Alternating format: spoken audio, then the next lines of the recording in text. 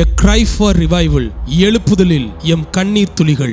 எழுப்புதலை எதிர்பார்த்து ஜெபிக்கணும். ஆண்டவருடைய ஆளுகை இந்தியா மேல வரும் என்ற எதிர்பார்ப்போடு ஜெபிக்கணும். இந்தியாவில் 28 மாநிலம் 8 யூனியன் பிரதேசத்திலும் ஒரு பட்டணம் ரட்சிக்கப்பட்ட ஜெபிக்கிறீங்கன்னா பட்டணத்தின் ரட்சிப்பை காணும் வரை ஜெபத்தை விடக்கூடாது. தமிழ்நாட்டில் 38 மாவட்டத்திலும் உலகின் பல நாடுகளிலும் எதுக்கு ஜெபிக்கிறோமோ அதை பெற்றுக்கொள்ளும் வரை ஜெபிக்கணும். அந்த அற்புதத்தை காணும் வரை ஜெபிக்கணும்.